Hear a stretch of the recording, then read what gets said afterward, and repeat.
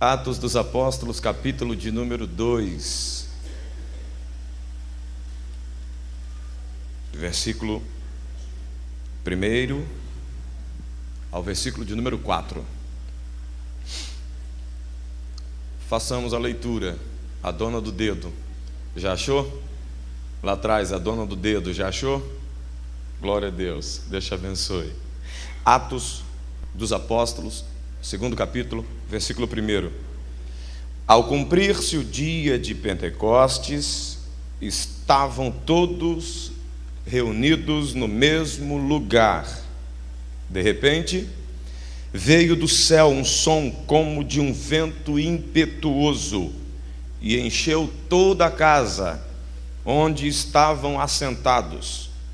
E apareceram, distribuídas entre eles, línguas como de fogo, e pousou uma sobre cada um deles.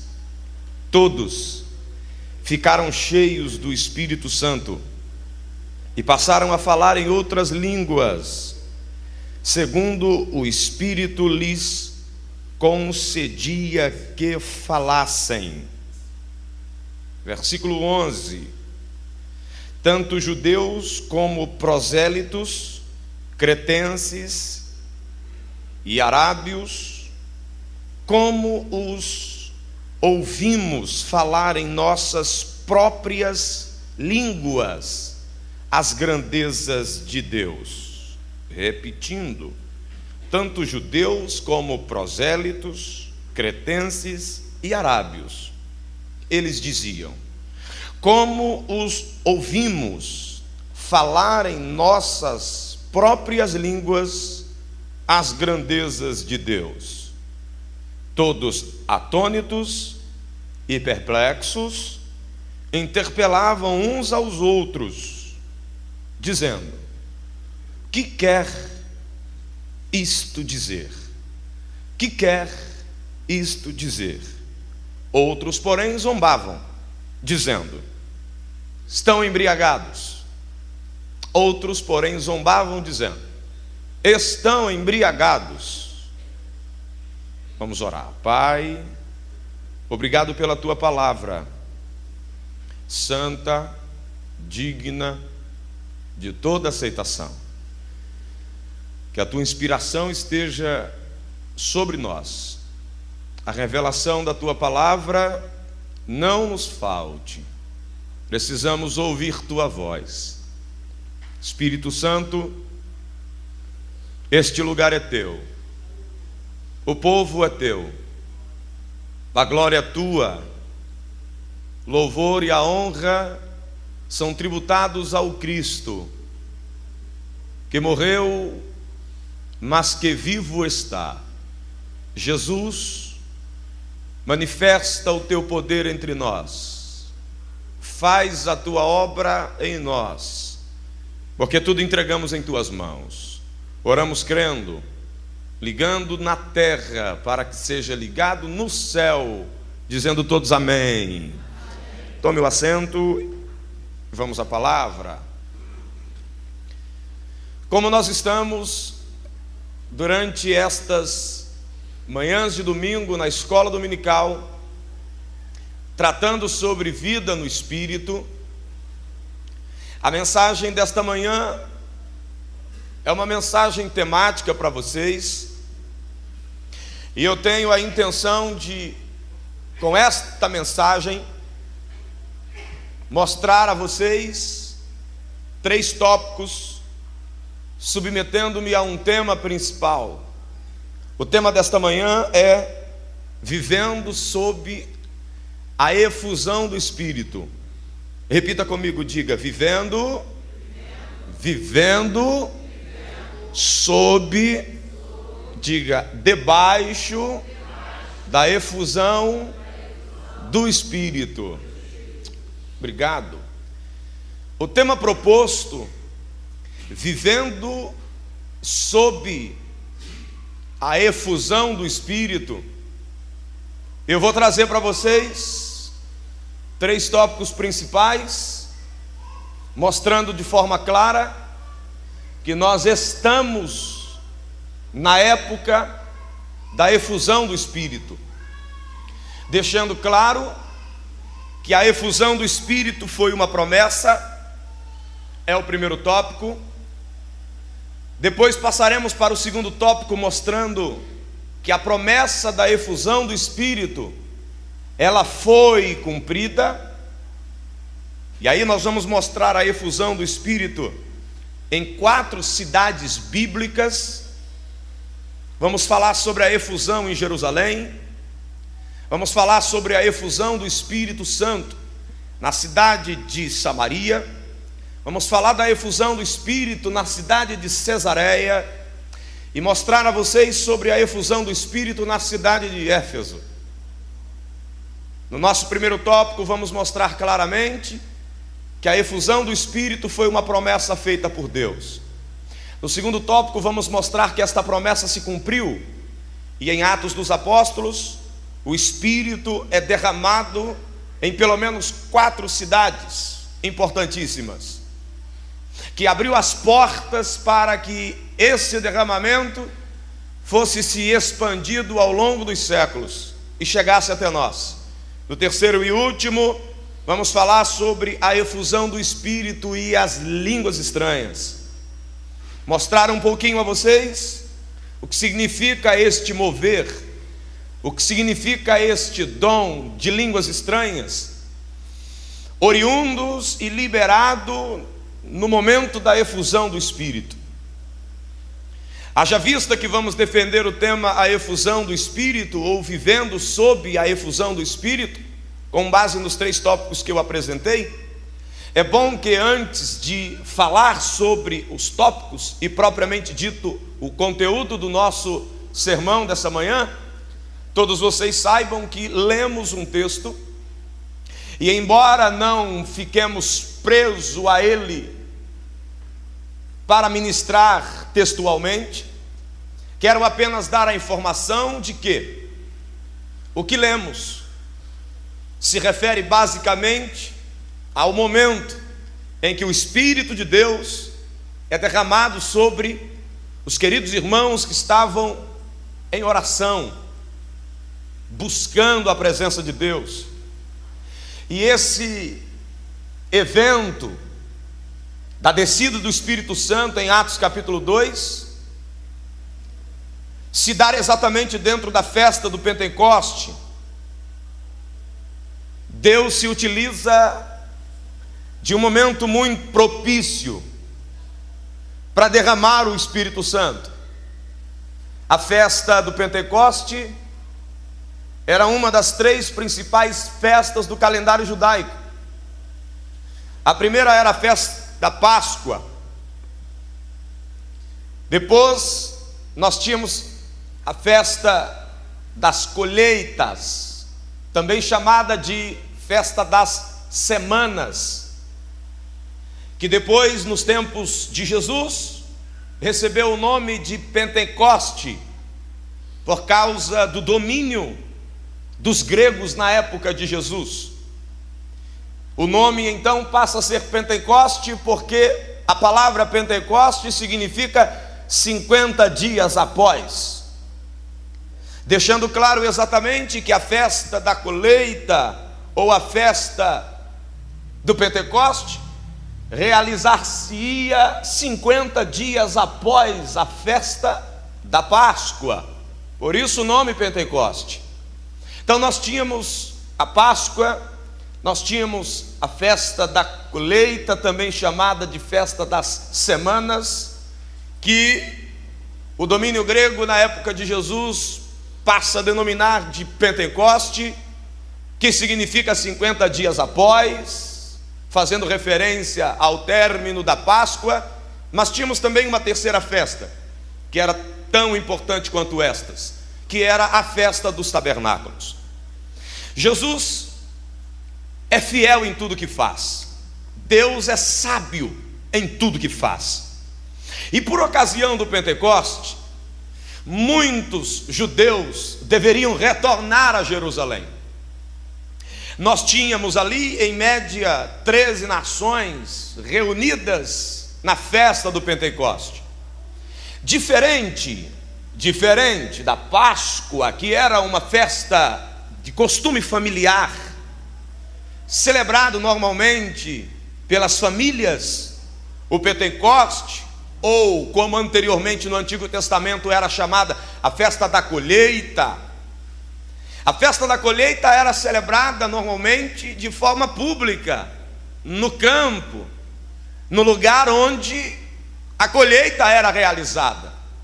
Nos tempos de Jesus, essa festa passou a se realizar no templo. Todos iam para lá, eram atraídos ao templo. Todos os judeus que amavam ao seu Deus e obedeciam aos mandamentos, regressavam de todos os países que estavam para participar e celebrar a Deus na festa do Pentecoste. Haviam muitos espalhados por Jerusalém por ocasião do Pentecoste. E Deus então se utiliza deste momento estratégico para derramar sobre os discípulos o Espírito Santo. Tendo explicado o que significa a palavra e a festa do Pentecoste, é bom que também vocês entendam a palavra efusão, que nada mais é do que derramamento. Então, quando eu falo que precisamos buscar viver sob a efusão do Espírito, eu estou dizendo que precisamos buscar viver sob ou debaixo do derramamento do Espírito Santo. E quando nós vivemos sob a efusão do Espírito, nós experimentamos de uma promessa bíblica feita por Deus. Quando vivemos sob a efusão do Espírito ou debaixo do derramamento do Espírito, nós passamos a viver dentro de uma perspectiva diferente para a vida pentecostal ou espiritual. O nível de espiritualidade passa a ser diferente. O nível de espiritualidade e de experiências também tendem a ser diferentes. Então, é bom que todos vocês compreendam nessa introdução a expressão Pentecoste, a expressão efusão, e tendo deixado claro essas expressões, quero deixar claro no primeiro tópico que essa promessa foi feita por Deus.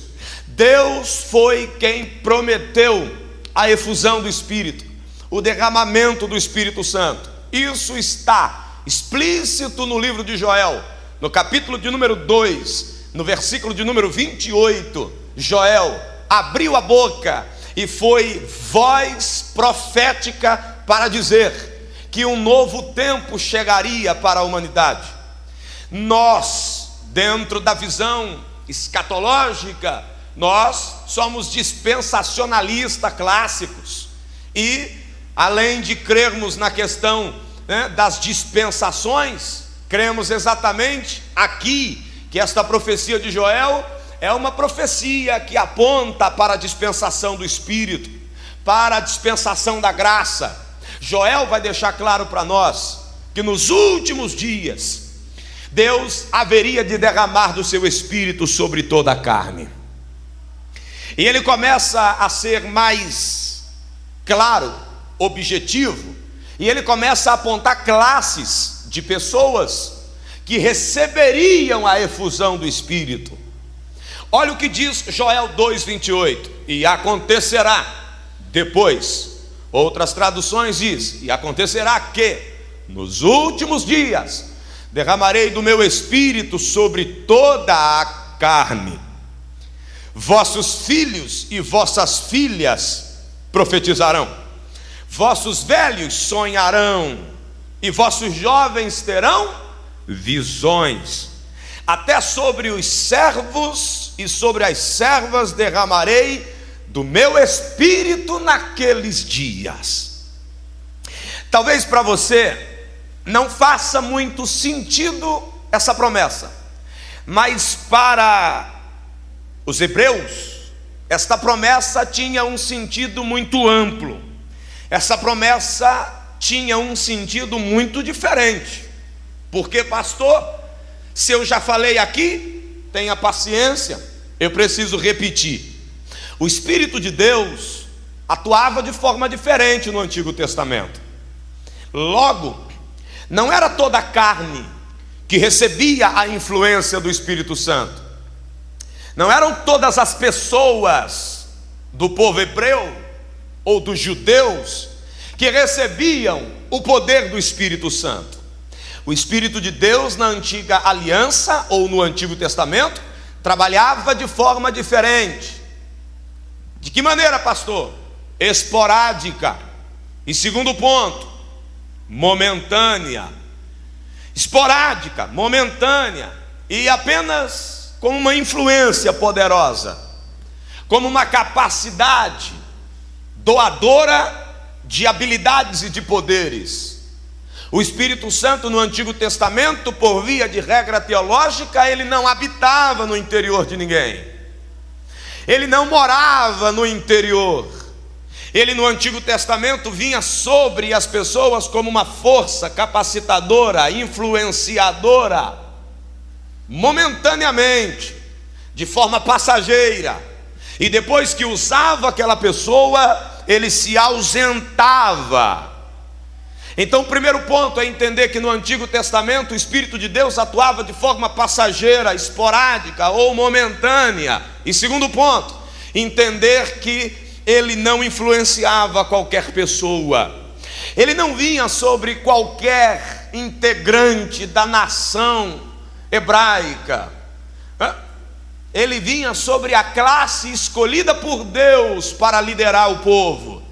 O Espírito de Deus vinha sobre profetas. O Espírito de Deus vinha sobre sacerdotes. O Espírito de Deus vinha sobre juízes. O Espírito de Deus vinha sobre os reis de Israel. Quando Deus escolhia alguém para uma função de liderança em Israel, o Espírito de Deus era liberado sobre esta tal pessoa como a força que lhe capacitaria para tal função. Aos profetas, aos reis, aos sacerdotes, aos juízes, os líderes da nação recebiam a capacitação, recebiam a influência do Espírito Santo. Ele vinha sobre os tais, lhes doava poder, habilidade, capacidade e depois se ausentava. Há um episódio, claro, no livro de Êxodo, que fora daqueles que lideravam, diz que o Espírito de Deus veio sobre aqueles que Deus escolheu para edificar ou construir os utensílios do tabernáculo. Ou seja, as pessoas que foram escolhidas para trabalhar na construção das peças do tabernáculo, trabalharam e construíram as peças do tabernáculo com a influência da sabedoria do Espírito Santo. Mas se alguém em Israel não fosse escolhido para realizar nada para Deus, esta pessoa não receberia a influência, o poder, a capacitação do Espírito Santo. Esta pessoa seria liderada e receberia as instruções por meio do Espírito de Deus, usando os seus líderes. Então, significa dizer que quando Joel diz: assim diz o Senhor, nos últimos dias derramarei do meu Espírito sobre toda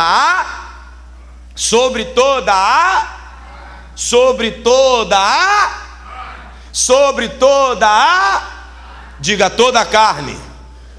Quem tem boca, diga toda a carne. Quem tem fôlego, diga toda a carne. Diga toda a carne. Agora repita comigo para ficar gravado. Diga toda a carne. Diga toda a carne. É promessa. Diga, é promessa de que a limitação acaba. Entendeu? Diga aleluia. Obrigado. Quando Joel abre a boca, pastor, e diz: o Senhor diz que nos últimos dias Ele derramará do seu espírito sobre toda a carne. Deus está dizendo por boca de Joel: vai chegar um tempo que a atuação limitada do espírito vai acabar. É o que ele está dizendo. Ele está deixando claro para os hebreus que chegaria um tempo que o Espírito de Deus não seria dado apenas aos líderes. Ele está dizendo: vai chegar um dia, vai chegar um tempo que Deus vai derramar efusão. Vai chegar um tempo que o Espírito vai ser derramado sobre toda a carne.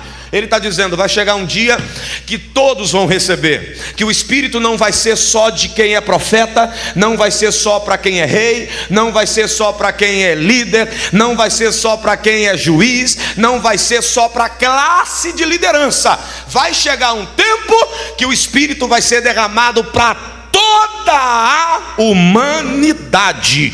Quando ele se refere à carne ali, ele está falando de toda a humanidade. Quem é humano aqui, pelo amor de Deus? Deixa eu ver se eu estou pregando para quem é humano, né? Eu estou pregando? Então, a promessa diz respeito a toda a humanidade, toda a carne. Só que Deus é mais específico quando ele fala dessa promessa, Cleito Jardim, meu amigo. Ele vai dizer que a promessa vai vir sobre toda a carne. E ele podia parar por aí e a gente podia se dar por satisfeito. Só que Deus vai mexer em crenças ou protocolos dentro da nação dos hebreus. Ele vai deixar claro que ele vai derramar sobre filhos e filhas. É o verso seguinte, olha o que ele diz aí, ou logo na parte B, ele vai dizer: vossos filhos e vossas filhas profetizarão. O que Deus está dizendo aqui, pastor? Deus está dizendo para uma comunidade machista, para uma comunidade onde a mulher só serve para gerar, para dar filho, e só é abençoada se gerar macho, só é abençoada se gerar homem, se gerar mulher também não é tida por abençoada. Ele está dizendo que chegaria um tempo que o Espírito Santo seria derramado sobre toda a humanidade. Só que ele deixa claro para os judeus: os filhos de vocês vão receber. Mas não é só os machos, não. As filhas de vocês também vão receber. O que ele está dizendo? Ele está dizendo que quando chegar o tempo da efusão, do derramamento do Espírito, não tem separação de gênero. Ele vai usar macho e vai usar fêmea, vai usar homem, vai usar mulher. Ele vai levantar mulher e vai levantar homem. O poder do Espírito será dado sem distinção de sexo. Deu para entender isso? Diga aleluia, por favor. Pastor, significa dizer o quê? Significa dizer que se você é homem, essa promessa é para você. Se você é mulher, essa promessa também é para você. Se está em dúvida, aí eu não sei, essa promessa não é para você. Tá legal? Ele continua dizendo: vossos velhos sonharão, e vossos jovens terão visões. Ele vai mexer em algo importante aqui também, dentro da questão da nação. Com 50 anos, já jubilava em Israel. Isso aí, com 50 anos já jubilava. O sacerdote com 50 anos já era jubilado em Israel. Então hoje, tipo assim, pastor com 60, pastor com 70, Israel não ficava não. 50 anos, jubilava, bota outro no lugar, vai descansar, vai cuidar da família, vai cuidar da vida. E outro detalhe é o quê?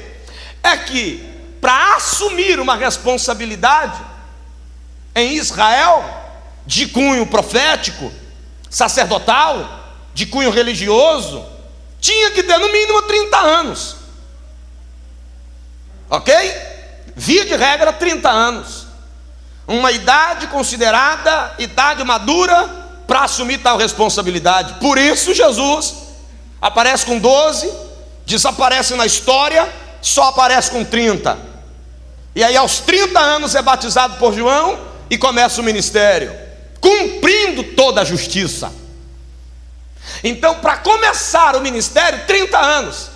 e tinha 20 anos para trabalhar, com 50 era jubilado. Só que Deus está dizendo: vai acabar isso. Quando eu derramar o meu espírito, isso acaba. Quando eu derramar o meu espírito, eu vou fazer os velhos sonharem sonhos. Aleluia, glória a Deus. E os jovens vão ter visões. Deus seja magnífico. Sonhos e visões era a linguagem de Deus se comunicar no Antigo Testamento. Deus falava por sonhos, ou Deus falava por visões. E aqueles que recebiam sonhos e visões entregavam a mensagem de Deus. Então você pode entender que sonhos e visões aqui é uma referência da manifestação dos dons espirituais. No Antigo Testamento, Deus dava sonhos e visões. No Novo Testamento, nós vamos ver que existe uma variedade de dons espirituais. Então, quando ele diz os velhos sonharão, ele está dizendo, pode estar velho, dizendo que está na hora de pendurar a chuteira, mas se tiver sob o derramamento do meu espírito, ainda na velhice vai dar fruto. Velho é o diabo, minha irmã. Se você estiver cheia do Espírito de Deus, você ainda pode ganhar almas, você ainda pode fazer missões, você ainda pode ser um instrumento nas mãos de Deus. E eu quero te dizer outra coisa: eu sou jovem demais. Não é não, meu filho. Se você abrir o coração, os jovens terão visões. Deus vai te mostrar coisas grandes. Deus vai levantar você para uma obra específica. Ei, a promessa é para toda a carne. A promessa é para homem e para mulher. A promessa é para jovem e para velho, independente da idade. Estou novo demais, tá não.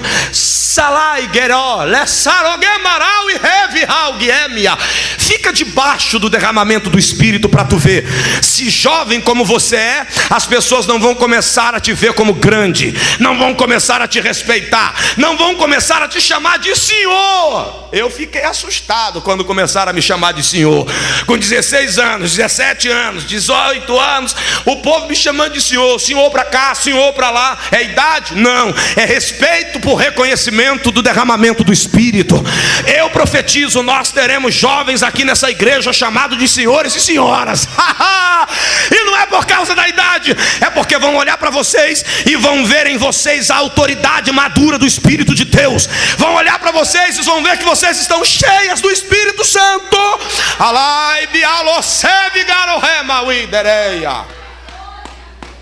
Vamos entrar debaixo desse derramamento? Só que Deus é mais específico.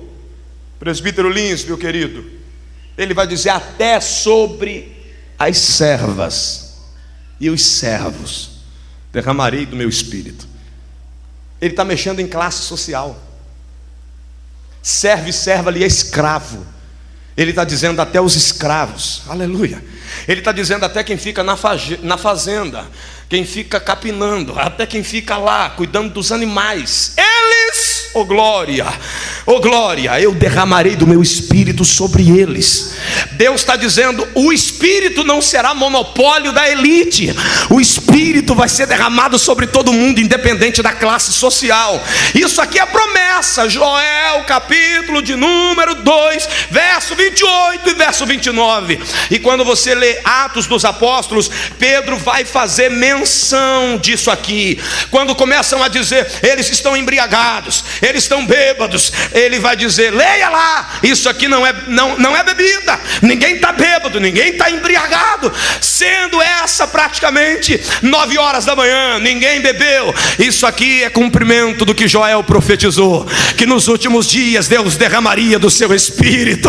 E ele começa a citar Joel 2:28, deixando claro que em Atos capítulo 2, o que estava acontecendo era Deus cumprindo a profecia de Joel sobre a efusão, o derramamento do Espírito Santo. Pastor, o que o senhor quer que eu entenda? Eu quero que você entenda que o poder do Espírito, o revestimento de poder, não é exclusividade de uma classe de pessoas. Ei, Deus não tem pessoas queridas para usar, Deus não tem pessoas especiais para usar, Deus não tem ninguém com estrela na testa para usar. Nós temos que parar com aquela mania de tornar os dons espirituais um mistério particularizado. Quando alguém vê alguém expulsando o demônio, diz: meu Deus, que mistério que Deus tem com esse irmão. Meu Deus, quando vê alguém curando os doentes, diz: que mistério que Deus tem com aquele irmão. Pare de particularizar a manifestação do Espírito Santo. Ele não é particular de ninguém. O Espírito de Deus não é exclusivo de ninguém. Jesus disse: os sinais acompanhariam, seguiriam aqueles que crescem. Ele diz: em meu nome expulsarão demônios, em meu nome curarão os enfermos, em meu nome pegarão as serpentes. Se tentarem matar vocês, dando veneno para beber, oh glória, o fogo do Espírito dentro de vocês vai queimar o veneno e não vai acontecer nada. Oh glória, aleluia. Só que entre os sinais, ele também diz: falarão novas línguas. Deus seja louvado. Eu sinto ele aqui nesta manhã.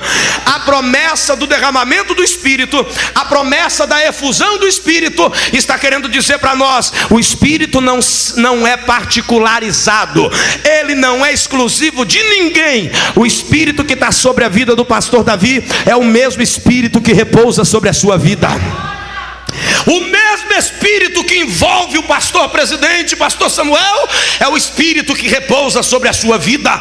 Então eu quero que vocês entendam que nós recebemos uma promessa e estamos desde Atos capítulo 2 vivendo essa promessa. Começou em Atos 2, o cumprimento dessa promessa se estendeu até nós, e nós precisamos entender: se você se levantar, se você abrir o coração, abrir a alma, Deus vai mostrar que a promessa também é para você. Escuta, ele vai usar homem, vai usar mulher, ele vai revestir homem, vai revestir mulher, ele vai usar servos e servas, independente da classe social.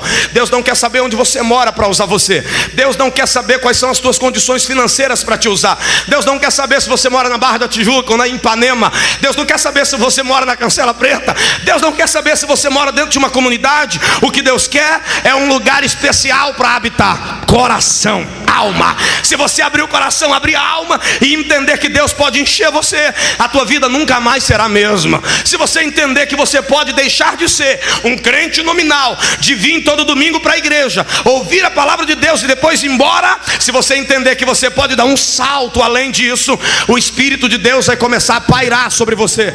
Ele vai revestir você, e jovens começarão a pregar, jovens começarão a ter visões de Deus, mulheres começarão a pregar na autoridade do Espírito, expulsarão demônios, falarão novas línguas. Deus vai usar nesse lugar homens e mulheres, jovens e velhos, pessoas com poder aquisitivo e pessoas sem poder aquisitivo. Sabe por quê?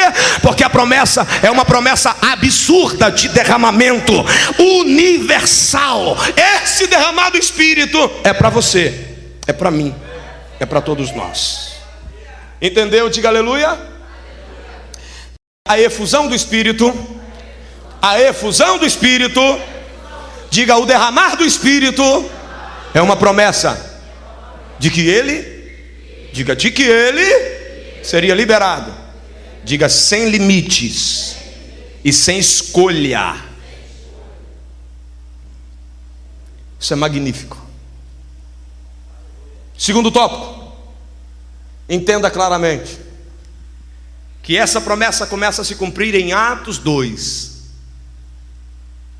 Só que a promessa de Joel, capítulo 2, 28 em diante, é uma promessa que tem cunho escatológico.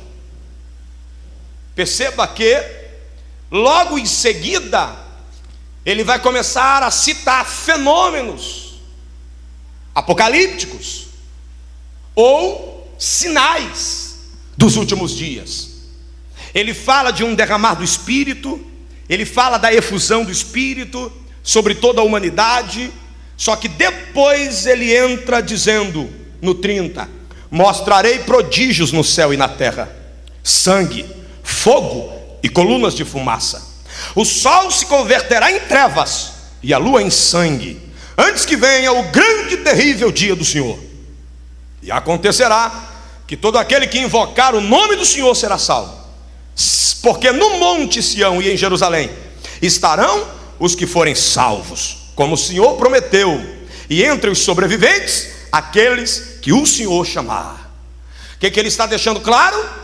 ele está deixando claro que antes do dia terrível do Senhor, antes do momento apocalíptico que vai vir sobre essa terra, antes disso, nós cremos, haverá um derramamento do Espírito Santo como nunca houve.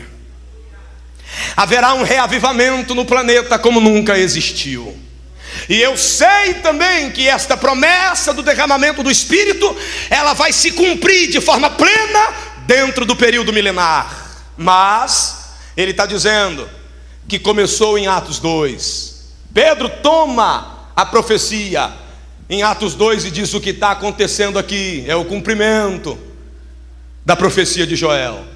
O que nós temos que entender, pastor? Temos que entender exatamente que esta profecia está desde Atos capítulo 2 em plena dinâmica, está dentro de uma carreira progressiva, chegou até nós, mas antes de chegar até os nossos dias, Jerusalém recebe esse derramamento, e depois de Jerusalém o Espírito de Deus vai se espalhando por outras cidades.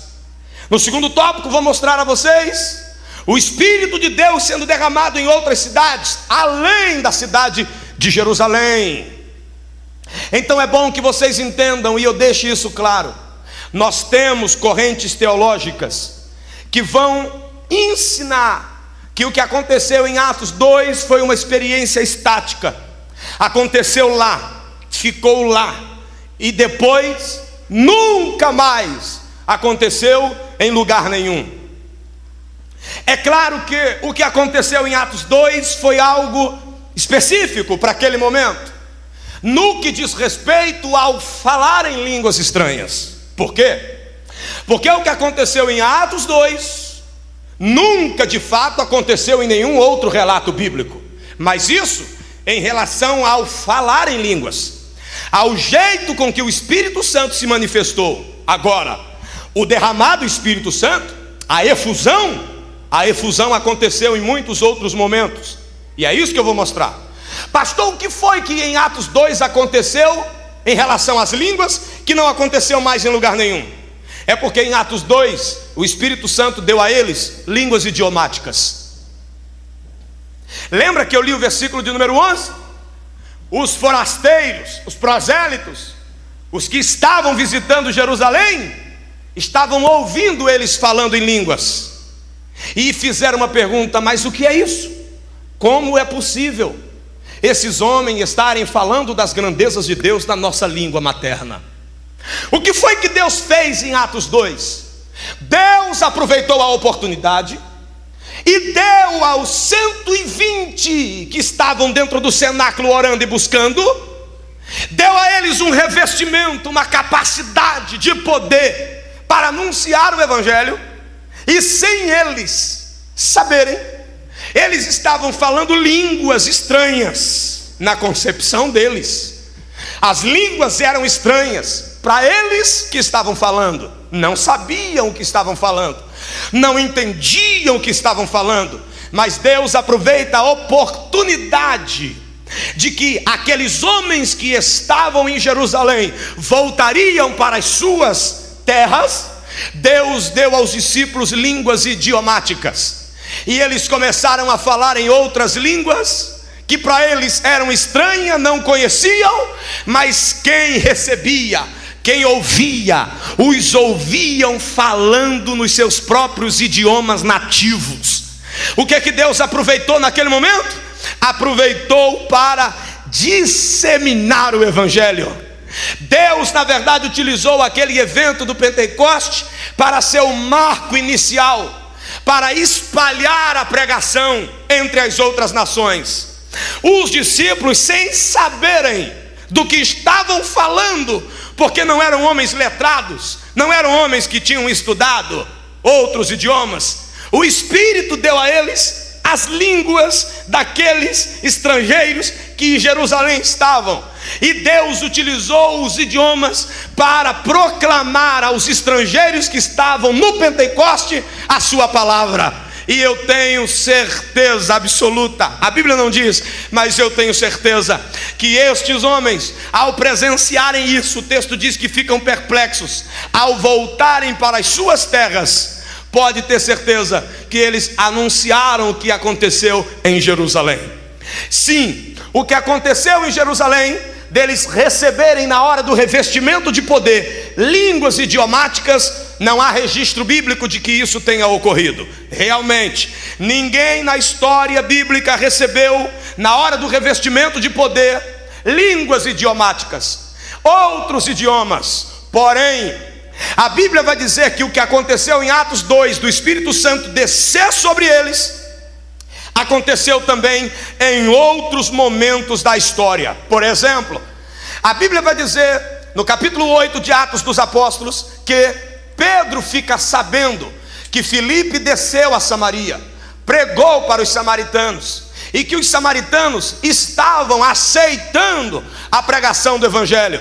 A Bíblia diz que Pedro vai para Samaria. Atos 2, o versículo de número 14 vai relatar isso para a gente. E quando ele chega em Samaria, automaticamente há uma efusão do Espírito. Olha o que diz: ouvindo os apóstolos que estavam em Jerusalém que Samaria recebera a palavra de Deus, enviaram-lhe Pedro e João.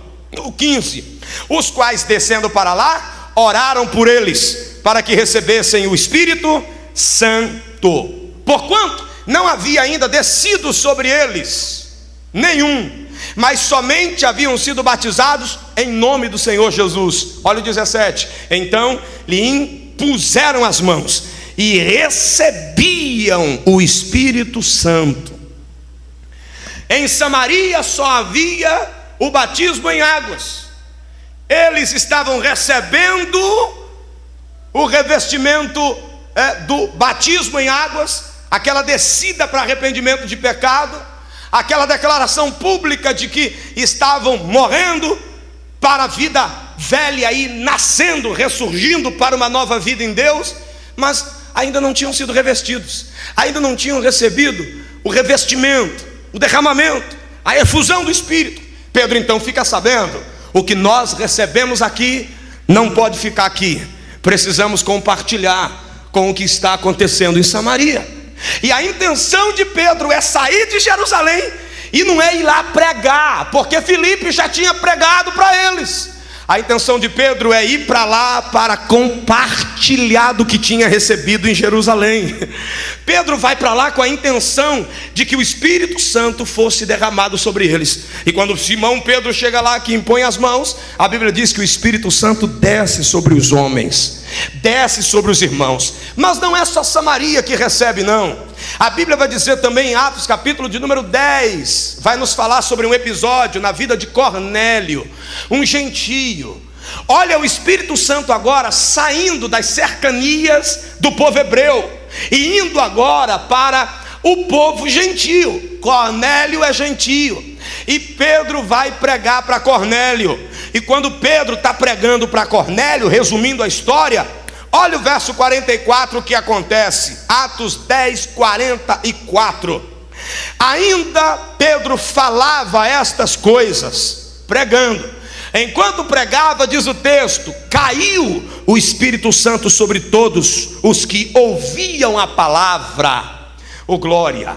E os fiéis que eram da circuncisão, judeus, que vieram com Pedro, admiravam-se, porque também sobre os gentios foi derramado o dom do Espírito Santo, pois os ouviam falar em línguas e engrandecendo a Deus. Deus seja louvado. Acontece em Jerusalém o marco inicial da efusão. Depois Pedro vai para Samaria, e lá Deus o usa para compartilhar do que ele recebeu em Jerusalém. Mas depois Deus leva Pedro para os gentios, para Cornélio. E quando ele está pregando para Cornélio, o Espírito Santo cai sobre ele, sobre aqueles que estavam ouvindo. E quando cai, eles começam a falar em línguas estranhas. O texto não fala de línguas idiomáticas, diz que agora para Cornélio e para quem ali estava, eles receberam línguas estranhas. Realmente, as línguas que nós vamos falar daqui a pouquinho, essa que nós falamos hoje, essas línguas que Paulo citou escrevendo aos Coríntios, Cornélio recebe o revestimento, recebe a capacitação e fala em línguas estranhas. Só que o que aconteceu em Jerusalém, o que aconteceu em Samaria, o que aconteceu agora em Cesareia, vai acontecer também na cidade de Éfeso. Atos capítulo de número 19, olha o que a Bíblia Sagrada diz. Aconteceu que, estando Apolo em Corinto, Paulo, tendo passado pelas regiões mais altas, chegou a Éfeso, e achando ali alguns discípulos, perguntou-lhes: recebestes porventura o Espírito Santo quando crestes? Ao que lhes responderam: pelo contrário, nem mesmo ouvimos que haja ou que exista o Espírito Santo. Paulo então vai fazer uma pergunta: em que, pois, sois batizados? Responderam: no batismo de João. Disse-lhe Paulo: João realizou o batismo de arrependimento, dizendo ao povo que cresce naquele que vinha depois dele, a saber, Jesus. Eles, tendo ouvido isso, foram batizados em o nome do Senhor Jesus, batismo em águas. Os 6, mas impondo-lhes Paulo as mãos, veio sobre eles o Espírito Santo, e tanto falavam em línguas como profetizavam. Glória a Deus, aleluia.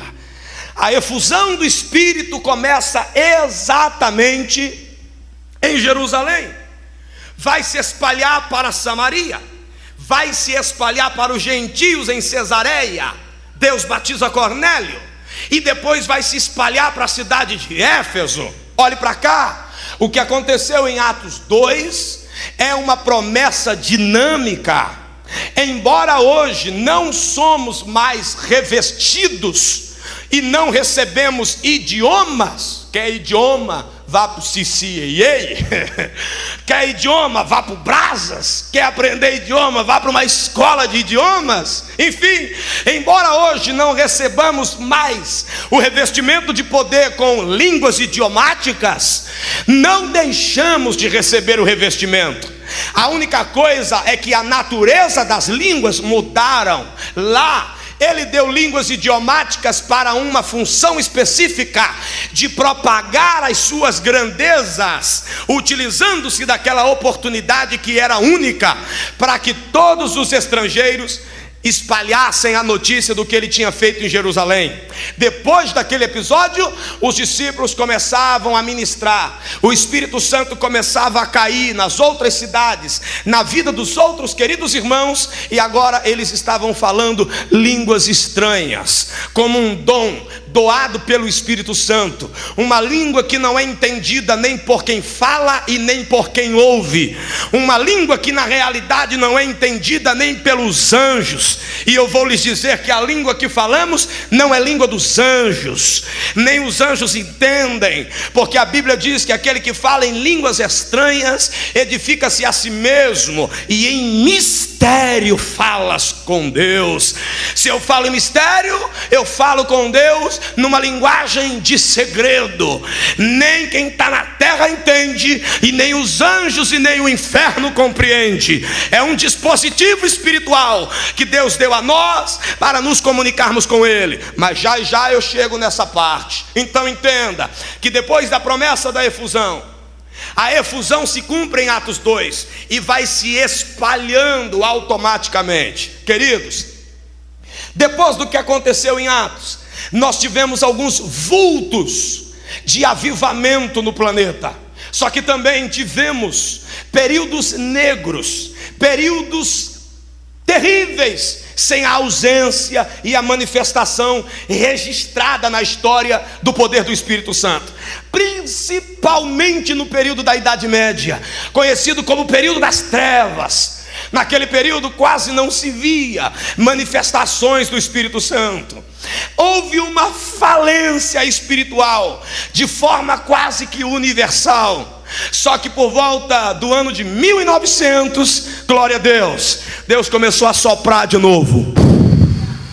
A partir de 1900, Deus começou a fazer o planeta Terra, glória a Deus, viver ou vivenciar um novo momento, uma nova onda de reavivamento, principalmente na América. Oh, glória a Deus! E aí, eu vou só te dizer uma coisa: o que aconteceu lá em Atos 2, e depois foi para Samaria, Atos 8, e depois foi para Cesareia, Atos 10, e depois foi para Éfeso, Atos 19. O Espírito Santo começou ao longo dos séculos trabalhando, se expandindo e alcançando outras partes do mundo. Mas teve na história momentos em que o Espírito Santo foi praticamente extinguido da humanidade, no sentido da manifestação poderosa, no sentido da manifestação pentecostal, principalmente quando a igreja começou a se aliançar com o Estado, quando a igreja começou a institucionalizar a religião, principalmente quando a igreja começou a ter, através dos seus líderes, interesses no poder econômico, principalmente quando a igreja esqueceu o altar da oração e os líderes começaram a se envolver em política. Eu não estou dizendo aqui que o cristão não deve se envolver na política. Ele precisa se envolver na política, porque o homem é um ser social e político na sua essência. Se você ignorar a política, você vai sofrer com quem governa sobre a sua vida. Precisamos da política para exercer a nossa cidadania, mas entenda, não podemos confundir os interesses do altar com os interesses da política. Não podemos confundir os interesses do reino de Deus com o interesse da política. E na história, quando a igreja começou a ser abraçada pela política, quando a igreja começou a receber apoio do Estado, quando a igreja começou a ser aceita pela sociedade, ela começou a perder a presença do Espírito Santo. Perceba que quando a igreja era perseguida pelo Estado, perseguida pelo império, quando o império matava, quando o império impedia fazer culto, a igreja nunca deixou de crescer. Era aí que a igreja crescia. Matava aqui, mas Deus gerava 10 ali. Matava um apóstolo aqui, mas nascia uma outra multidão ali. O Estado, o poder político, durante muito tempo na era primitiva, quis parar essa doutrina, quis parar essa efusão do Espírito. Só que o diabo, no longo dos séculos, mudou a estratégia. Ele não é burro. Ele disse: quanto mais eu mato, mais esse povo cresce. Quanto mais eu firo, mais esse povo cresce. Quanto mais eu tento parar esse poder, mais ele é derramado. Então vou mudar a estratégia. Ao invés de matar, eu vou abraçá-los. Ao invés de matar, eu vou apoiá-los. Ao invés de impedi-los, eu vou dar a eles uma perspectiva diferente de vida. E a igreja começou a se envolver com o império, se envolver com o poder político. Os homens foram mudando as intenções.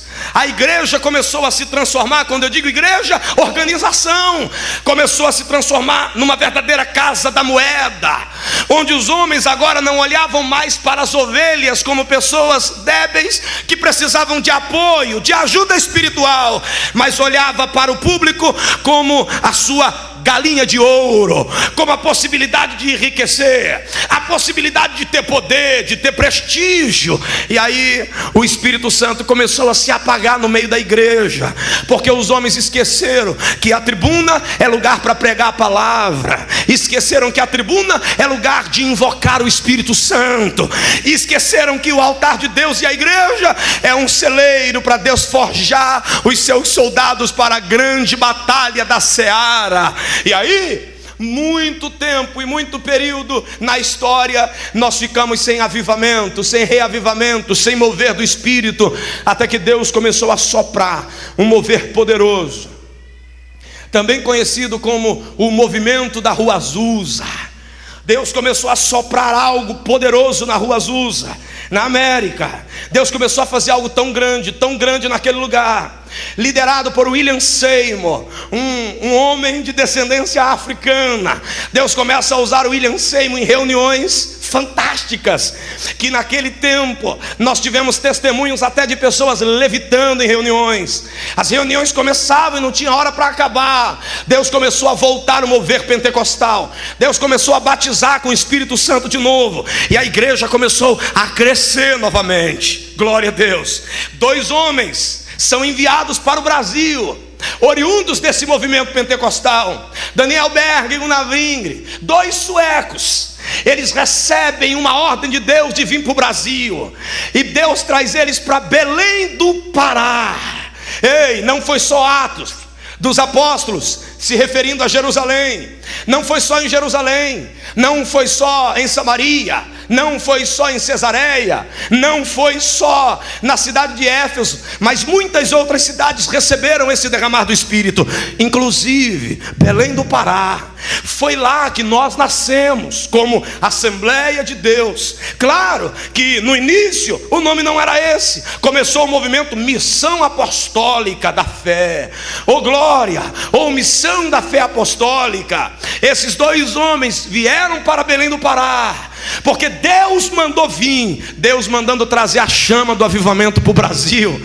Quando chegaram em Belém do Pará, a Bíblia diz que o que havia lá, ou a história nos conta, eram igrejas batistas tradicional, igrejas anglicanas, igrejas históricas, igreja presbiteriana.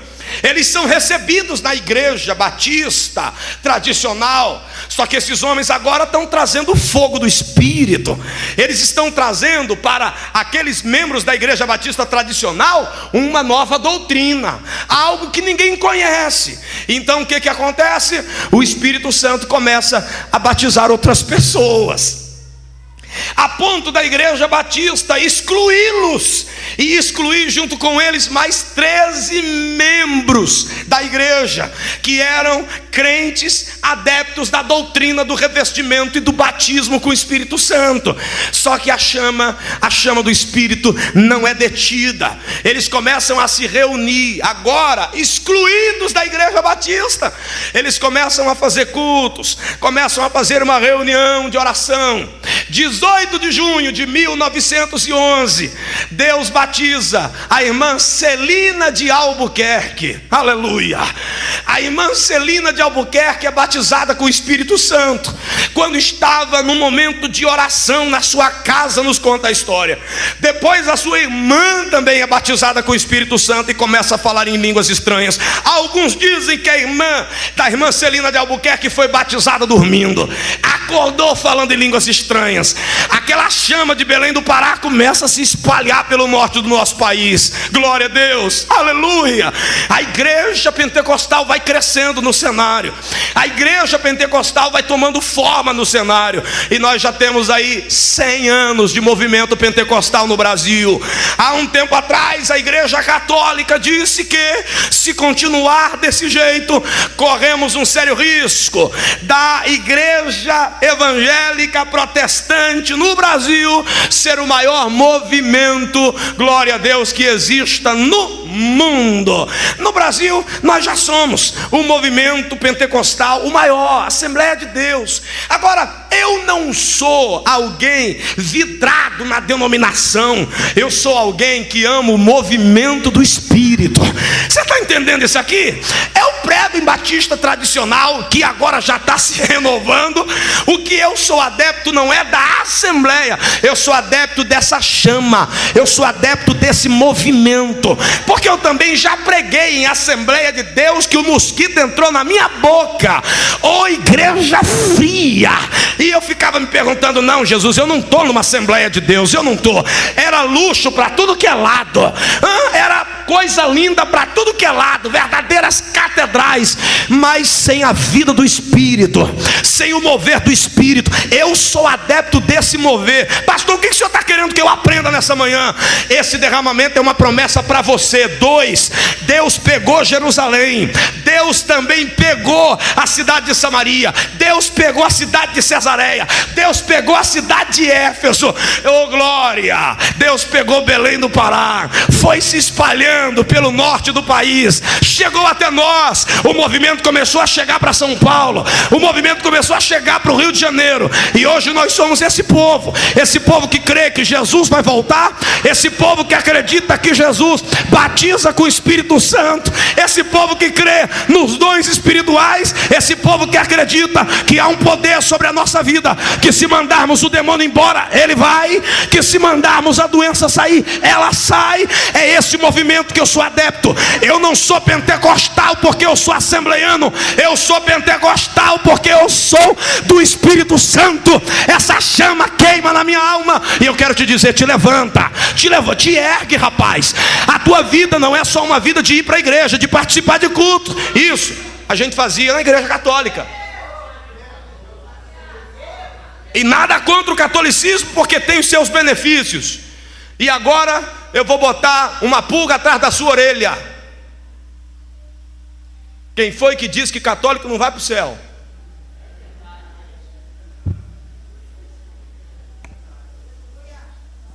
Jesus diz? Paulo diz? Então deixa eu colocar um ponto aqui nos debates teológicos sobre a salvação. Não debata sobre isso, isso é loucura. Não entre em questões loucas que você não pode dar resposta, porque a salvação é algo exclusivamente pautado na soberania e na graça divina. Deus dá a quem quer, baseado em uma única questão: fé, que promove arrependimento. Entendeu? E fé que promove arrependimento pode surgir no peito de alguém em frações de milésimo, de centésimo, de segundo, independente da vida inteira que ela viveu no pecado, no erro ou fazendo qualquer tipo de coisa.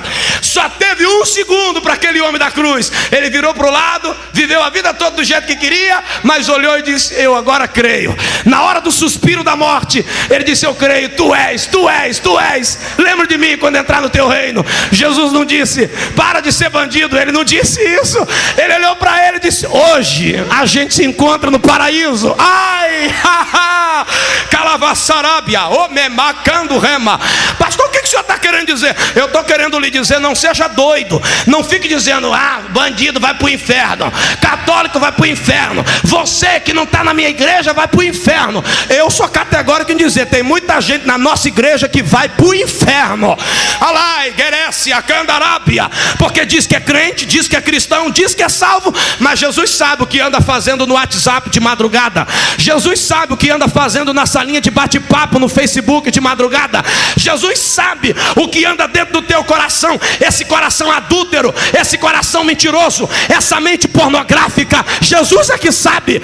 Tem gente lá fora que tem a alma mais limpa do que você. Oi, a calavaçai, dá glória, Jesus está aqui, dá aleluia, Jesus está aqui. Então, não entre em questões loucas. Me mandaram uma mensagem: pastor, qual é a sua posição? O senhor é arminiano, o senhor é calvinista? Qual é a sua posição? Eu falei: a de Jesus. A de Jesus. A de Jesus. Ele veio para os seus, alguém que já tinha, ok? A promessa certa, e os seus não receberam. Não recebeu não? Eu vou agora para quem receber. E quem recebeu, deu-lhes o direito de serem feitos filhos de Deus. Filho de Deus é quem recebe a Jesus. Aleluia. Oh glória. Vinde a mim todos vós que estáis cansados e oprimidos, e eu vos aliviarei. Deus amou o mundo de tal maneira que entregou o seu único filho, para que todo aquele que nele crê não pereça, mas tenha vida eterna. Ele demonstrou o seu amor para toda a humanidade, entregando Jesus. O amor é demonstrado para todos, porém ele disse que a salvação é para aquele que crê no ato salvífico de Jesus. Ele entrega o seu filho por todos, mas para ser salvo tem que crer no Filho de Deus. Aleluia. É o que está em João. Então vamos parar de ficar discutindo quem é que vai para o céu, quem é que não vai para o céu. Ei, faz o teu papel. Rafael, seja crente pentecostal, não porque é assembleiano, mas porque crê na Bíblia e no mover do Espírito Santo. O que é um cristão pentecostal? É um crente do manto? É um crente do mistério? É um crente da assembleia? Não, um cristão pentecostal é um crente que crê no mover do Espírito, no revestimento de poder, em línguas estranhas, em dons espirituais. É um crente que crê que a sua vida espiritual pode ser maior do que essa vida de sentar no banco da igreja, dar aleluia e glória a Deus. É alguém que crê que pode chegar aqui, sentar no banco, triste, cabisbaixo, pensando em parar, e de repente levanta do banco, cheio de fogo, cheio de vida, cheio do Espírito, e vai lá fora dizer: hoje eu vou ganhar almas, hoje eu vou ser instrumento de Deus aonde eu pisar. Isso é ser pentecostal. Isso é ser pentecostal.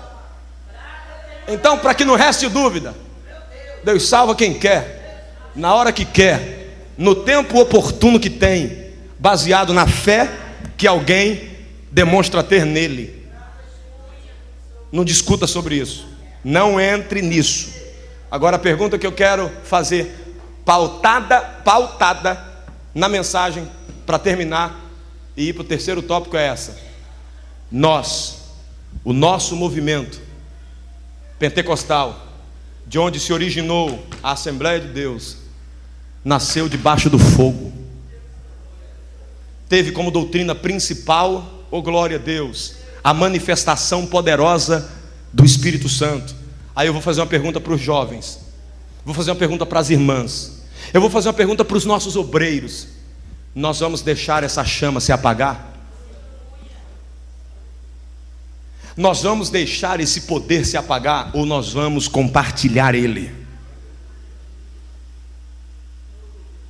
O que é que está faltando para a sua vida espiritual não ser mais a mesma? Por que tanto desânimo, minha gente? Por que todo culto tem que ser um culto para te alegrar, senão você desvia? Por que todo culto tem que ser um culto para receber renovo, senão você desiste? Pelo amor de Deus, para com isso. Por que o que você recebe numa noite ou numa manhã dessa e é renovado, não se mantém amanhã? Por que todo domingo tem que voltar triste, voltar pensando em parar, voltar desanimado? Ei, a chama tem que acender aí e não pode apagar. Você tem que fazer manutenção disso aí, rapaz. Tem dia que eu não quero orar, mas eu preciso de manutenção. Tem dia que eu não quero ler a Bíblia, não quero. Mas essa madrugada eu não dormi, eu li a madrugada toda. É porque eu queria? Não, porque eu precisava ler. Calai, véi, John, Manaios, eu estou aqui sem dormir, eu estou aqui de pé sem pregar os olhos, sem descansar, para dizer para você: o Espírito de Deus que está sobre nós, que somos pastores, é o mesmo que quer encher você, é o mesmo que quer usar você. Então vamos acordar, pelo amor de Deus, gente.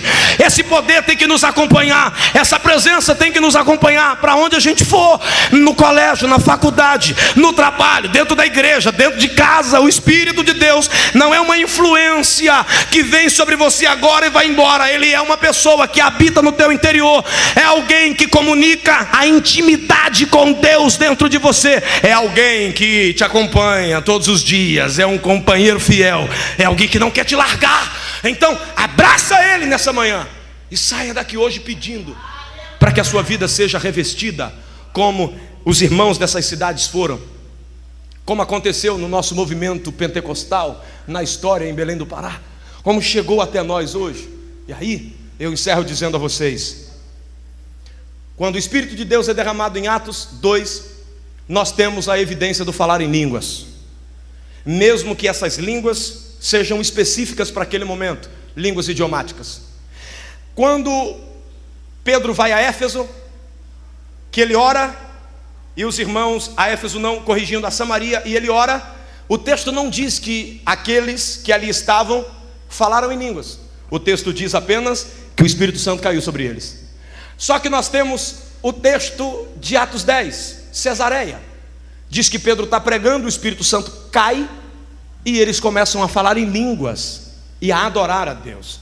Temos o texto de Atos 19, Paulo em Éfeso, quando ele ministra, eles são revestidos e falam em línguas.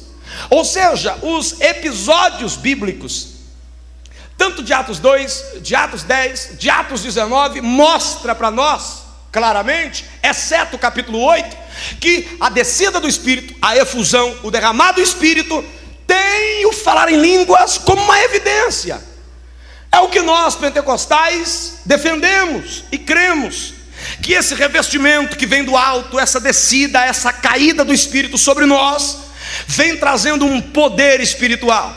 E esse poder é tão grande que quando ele vem sobre os corações genuinamente arrependidos e cristãos, esse mover destrava línguas estranhas, como o próprio Jesus prometeu, dizendo que nós falaríamos novas línguas por meio da fé, quando o Espírito Santo viesse. E aí ele vai fazer a promessa de Lucas 24, 49.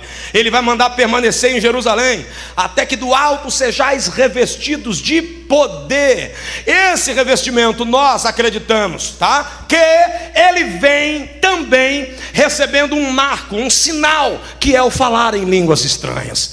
Mas pastor, se eu não tenho línguas estranhas, significa dizer que eu não tenho o Espírito Santo? É claro que não. O Espírito Santo habita em você, está na sua alma desde o momento da sua conversão.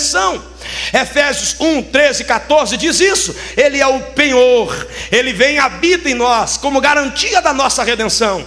A efusão ou derramado Espírito é apenas um dom. A Bíblia diz isso em Atos. A Bíblia diz que é um dom do Espírito Santo, uma promessa para nós, é um revestimento, uma capacidade, é uma experiência diferente no relacionamento que temos com o Espírito Santo. Esse Espírito Santo que por causa da fé veio morar dentro de mim, habitar no meu interior, ele agora, por causa da minha fé, por causa da minha busca, por causa da minha entrega, ele é derramado sobre mim como um revestimento, como uma capacidade, como uma habilidade poderosa para falar línguas estranhas e obter dons espirituais da parte dele. Para quê? Para ganhar almas, exercer o ministério.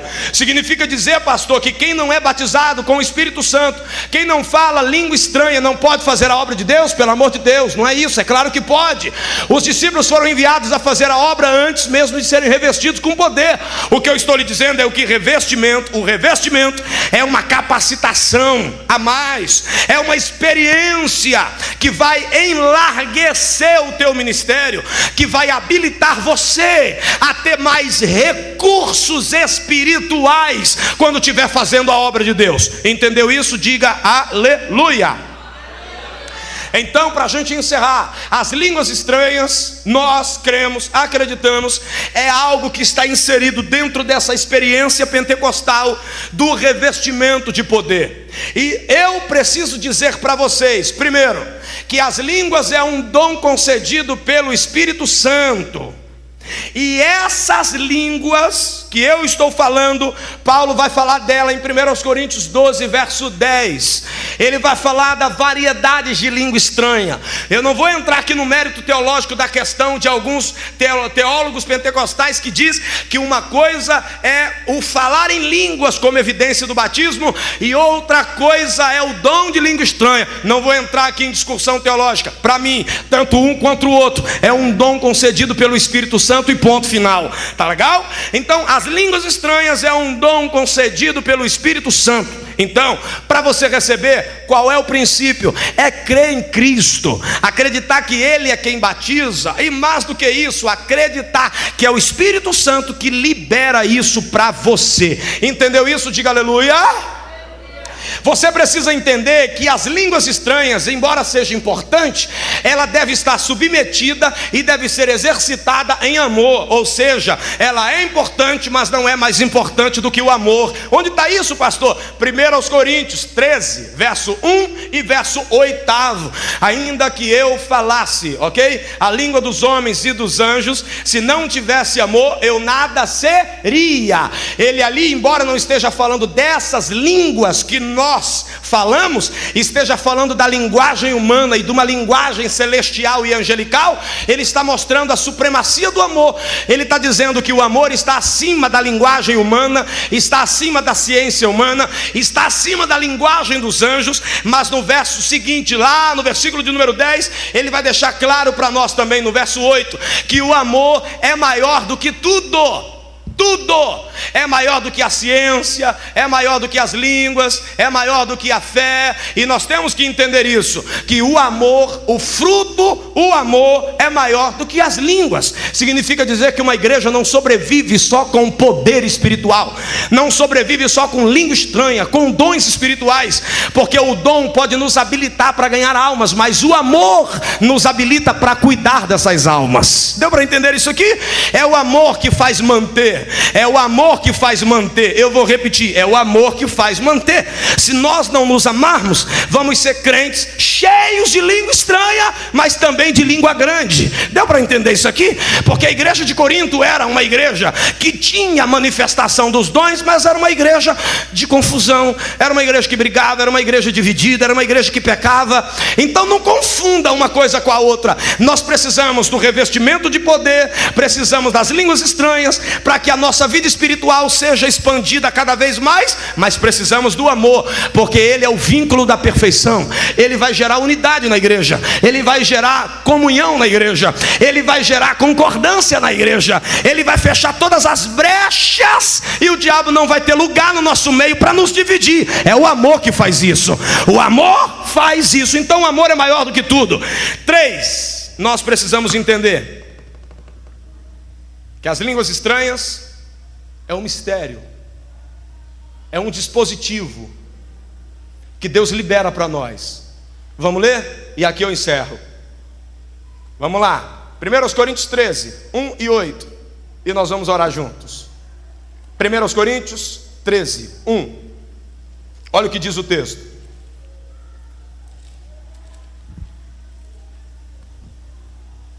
Glória a Deus. Ainda que eu falasse a língua dos homens e dos anjos, se não tiver amor, serei como bronze que soa, ou como símbolo que tine, ou retine. Ainda que eu tenha o dom de profetizar, e conheça todos os mistérios e toda a ciência, ainda que eu tenha tanta fé, a ponto de transportar montes, e não tiver amor, nada serei. Está mostrando a supremacia do amor. Aí no verso 8 ele diz, o amor jamais acaba. Aí ele diz, mas havendo profecias, desaparecerão, havendo línguas, cessarão, havendo ciência, passará. O que ele está dizendo? O amor é maior do que as profecias, o amor é maior do que as línguas, o amor é maior do que a ciência. Ele diz, a ciência vai passar, as línguas vão cessar, ok? Ele vai deixar claro para nós também que as profecias vão acabar, mas o amor jamais acaba, o amor permanece. Então ele vai deixar claro que o amor é supremo, o amor está acima de qualquer dom espiritual, seja ciência, seja línguas estranhas ou sejam profecias. Lá no capítulo 14 ele vai deixar claro o que é a língua estranha que nós falamos. Versículo de número 2, 14, 2. Pois quem fala em outra língua não fala a homens, senão a Deus, visto que ninguém o entende, e em espírito fala mistérios. Essa língua estranha eu entendo? Não, claro que não. Você entende? Não, claro que não. Mas essa é uma linguagem que o Espírito Santo deu ao teu espírito para falar em mistério com Deus, em segredo com Deus. Não tira da cabeça de que a minha língua estranha é a língua dos anjos. A língua dos anjos tem o seu estilo angelical de comunicação. A língua estranha é um dispositivo de comunicação entre a noiva, ô glória, e Deus, entre a igreja e Deus, que ninguém sabe, que ninguém entende, que ninguém conhece. Nem eu que falo entendo. Por que eu não entendo? Porque eu estou nesse corpo limitado, nesse corpo que não conhece a plenitude do mundo espiritual. Entende isso? Isso é um mistério, é um dispositivo, é uma senha. Ei, é uma senha de comunicação. Então quando você estiver falando em língua estranha, pode entender, ninguém está entendendo, nem o diabo está entendendo o que você está falando. Se você continuar lendo os capítulos, a Bíblia vai dizer lá no versículo de número 13, pelo que o que fala em outra língua deve orar para que possa interpretar. Aí ele vai deixar claro, porque se eu orar em outra língua, o meu espírito ora de fato, ou ora bem. Então nós podemos também utilizar as línguas estranhas como um mecanismo de oração. Você pode orar em línguas. É claro que há objeções tradicionais de pessoas dizendo aqui que essas línguas estranhas, Paulo está falando de outros idiomas. Pelo amor de Deus, vamos ser fiel ao contexto. Ele está falando das línguas estranhas, que é um mistério, que ninguém entende, que ninguém conhece, e quando nós falamos, só Deus sabe o que nós estamos falando com Ele. Então ele vai deixar claro que nós temos que orar também em línguas, porque quando oramos em língua, o nosso espírito ora bem. Orar em línguas é uma linguagem de oração para o nosso espírito se comunicar com Deus. É uma fala misteriosa e oculta que ninguém consegue entrar no meio, ninguém consegue penetrar para entender. Ô meu filho, ore em línguas, ore em línguas. Você vai ver o que vai começar a acontecer dentro de você, porque o texto vai deixar claro no verso 4 do 14: o que fala em outra língua a si mesmo se edifica. O que é edificar? É construir. Ele está dizendo que quando você fala em línguas, primeiro, você fala em mistério com Deus.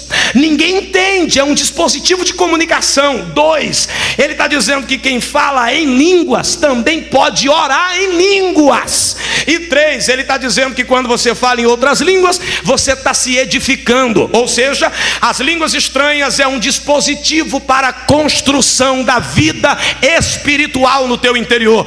Quando você fala em língua estranha, você não sabe o que é, mas dentro de você, Deus começa a construir alguma coisa. Deus começa a edificar alguma coisa aqui dentro. Quantas vezes eu dobrei o meu joelho, desanimado, triste, pensando em parar, pensando em desistir, quando de repente eu sentia a presença dele, que eu começava a falar em línguas estranhas, aquela dor ia saindo, aquela tristeza ia saindo, Deus ia construindo ânimo, Deus ia construindo nova expectativa de fé, Deus ia fazendo algo novo acontecer aqui dentro. Então escute, línguas estranhas é benefício, é um dispositivo de comunicação misterioso entre você e Deus. 2, é um dispositivo para orar também, para que o teu espírito desenvolva a oração profundamente. E 3, as línguas estranhas é, para mim e para você, um dispositivo de construção espiritual. Quando você fala em línguas estranhas, você está se edificando, e Deus está gerando coisas espirituais dentro do teu coração. Ei, você precisa disso. Fique de pé. Você precisa disso. Você precisa buscar isso. Você precisa sair daqui hoje pedindo isso. Você precisa sair daqui hoje e orar, dizendo: Senhor, me ajuda, eu quero receber isso. Eu entendi que isso é uma promessa. Eu entendi que essa promessa começou a se cumprir em Atos 2, passou por várias cidades, chegou até nós. Eu entendi que junto com esse revestimento existem dons para serem liberados, e entre esses dons existe o falar em línguas também para ser liberado. Então peça, pelo amor de Deus, peça, porque Deus vai lhe dar. Deus entrega para os seus servos que têm o Espírito Santo, que lhes são obedientes e que lhe buscam em oração. Então entenda isso de forma clara. A igreja primitiva recebeu, e recebeu porque estava em oração, querendo fazer a obra de Deus em obediência. Eles creram na promessa. Entenda que oração está envolvido. Eles estavam orando. A Bíblia diz que quando Pedro vai a Samaria, ele ora. A Bíblia diz que quando Pedro vai lá em Cornélio, ele está pregando e cai sobre eles. A Bíblia diz que Paulo, quando vai para Éfeso, ele ora e o Espírito Santo vem sobre eles. Então entenda, ei, pela palavra e pela oração, os caminhos se abrem para que a efusão do Espírito venha sobre você. Então quer um conselho? Leia mais a Bíblia, leia mais as Sagradas Escrituras, se encha da palavra de Deus e regue mais a sua vida de oração. Ore mais, jejue mais, busque mais a Deus, porque essa leitura bíblica, essa vida pela palavra, essa vida pela oração vai fazer com que o caminho espiritual se abra para você receber. Antes de nós terminarmos, eu quero orar por você. Pastor, eu preciso disso, eu preciso receber isso. Eu quero que o Senhor ore para que Deus me dê isso. Eu quero ser renovado espiritualmente. Eu já falei em língua estranha um dia, mas algo aconteceu aqui dentro que eu me sinto travado. Eu parei de falar em língua estranha, nunca mais parei. Sai do lugar, vem à frente, eu quero orar por você. Eu quero pedir a Deus pela sua vida espiritual para que ela cresça mais. Pastor, eu gostaria de receber, oh glória a Deus. Pastor, eu gostaria que o Senhor viesse sobre a minha vida de maneira diferente. Deus pode. Então eu quero orar por você. Quem é que faz isso? Sou eu? Não. Quem é que faz isso? É o Espírito Santo. Quem é que faz isso? É o próprio Jesus. Então depende da sua fé, depende do que você acredita, depende do que você crê, e Deus fará na sua vida. A Ele seja a glória, a Ele seja o louvor. Agora, se você não crê, não venha, porque não vai acontecer. Se você espera alguma coisa de mim, não venha, porque também não vai acontecer. Agora, se você crê em Jesus, se você